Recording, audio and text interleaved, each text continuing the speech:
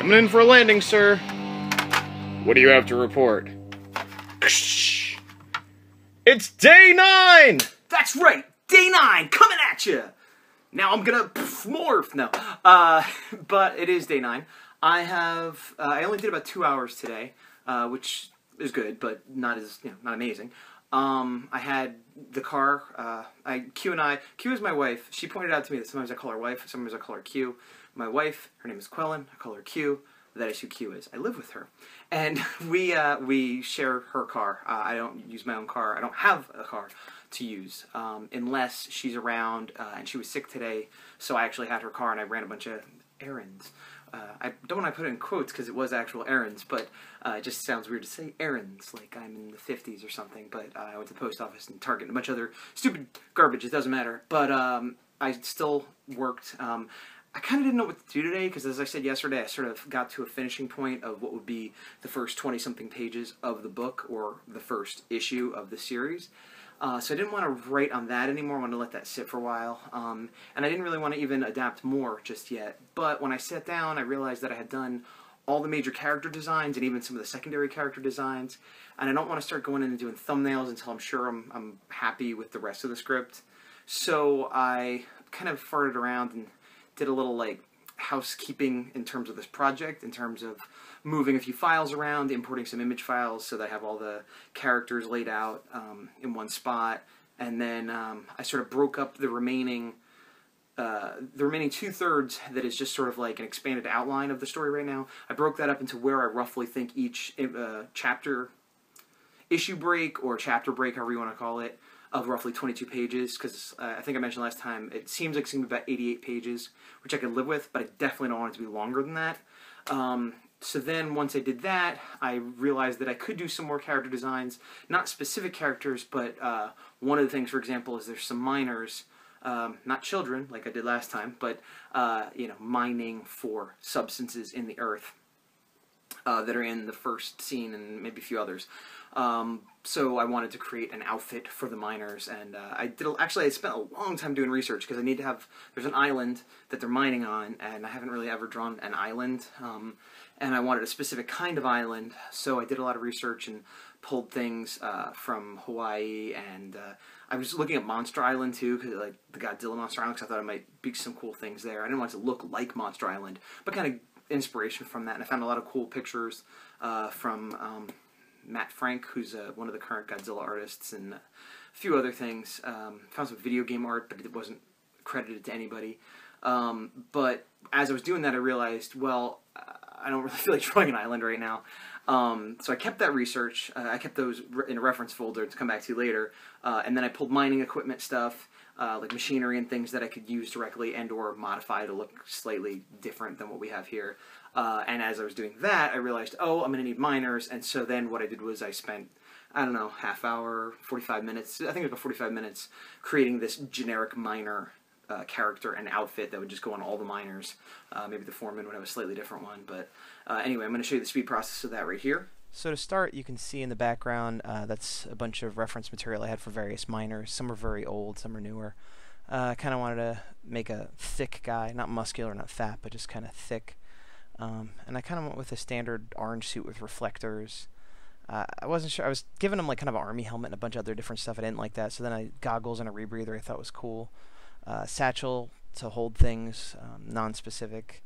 There we go with more detail. I wanted the coat to be longer, more like a fireman's coat. Put the helmet in his hand. I'll design that separately, but I wanted to show the goggles and everything. And that's all more reflective tape, kind of bunched up at the bottom. Big, thick, steel-toed, reinforced boots for kicking around rocks and dropping hammers on it. And that's a piece of machinery, and some of the reference, I don't know if you could tell, it almost looks like a cannon they're firing, which I think is like a water cannon or something. Whatever it is, I just went ahead and made it into a sort of laser pressure gun thing that has a tripod on it, handles. Again, taking something that exists and just changing it a little bit, making it a little incorrect, and then adding different flourishes. Here I am messing around with the helmet again.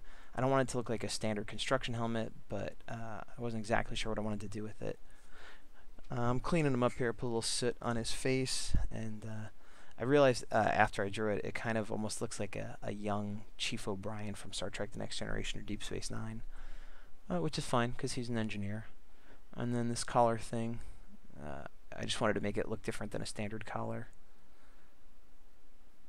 And then his bag. And this is the bag and the weapon, I shouldn't say weapon, the mining tool and the little spotlight. All that stuff is like the accoutrement that I'll probably change on the various workers in the background. But this is just sort of, again, like an average working man point. I don't know if women too, obviously, but yeah, this was fun to draw. Little mechanical doohickey stuff like this is easy and fun, especially if it's not supposed to be, something specific like a car or I don't know, a bicycle. It's just lots of fun little details that kind of, as long as they look right, are correct. It's a lot like drawing robots, I suppose, which is something else I enjoy. There's another little handle. He has two handles on the side to grip on either side, and then that other latchety handle. And here I am noodling with the hand, which I shouldn't have done because it's not a picture that's going to go in the book. It's just a rough design for the suit, but I still felt the need to change the hand. Probably because you guys are looking at it. Otherwise, I probably wouldn't have cared. And there's some harness stuff. And I think I did a similar thing with this arm that I did with the hand, where it doesn't look quite right. Let me fix it. And it didn't look quite right, and it did need to be fixed if it was a, drawing I was going to do something with. And then again, indication of the helmet, still not 100% clear what I'm going to do with that. Lots of pockets, knee pads for safety, bunched up. There's those steel toes. I decided to make them black with white bolts on each side, so it's like a black metal. More details. Put a little bit of shadow in. The other boot. Do-do-do-do-do. Black and a bolt. Black bolts. He's inhuman. And then I think, oh, that's when I fixed the arm up. And then I think I worked on the helmet a little bit. What I kind of ended up doing was sort of a standard construction helmet and then put a weird strappy thing on it, which I think was something I saw in a picture. Oh, I gave it a visor too. And then 3 little lights, kind of like a Power Rangers Turbo, which I wasn't intending, but I feel like that's kind of what it came out looking like. So I'll probably end up changing that somewhat in the final, but for now it's a good placeholder of a helmet. I mean, I could even just pull that thing off the top and it probably would look more or less turbo-y. Again, this is also one of those things I don't think anybody would look at and go, oh yeah, that's Power Rangers Turbo helmet. That's just, I'm aware of it now. And a little background jams. And there he is. So that's our miner.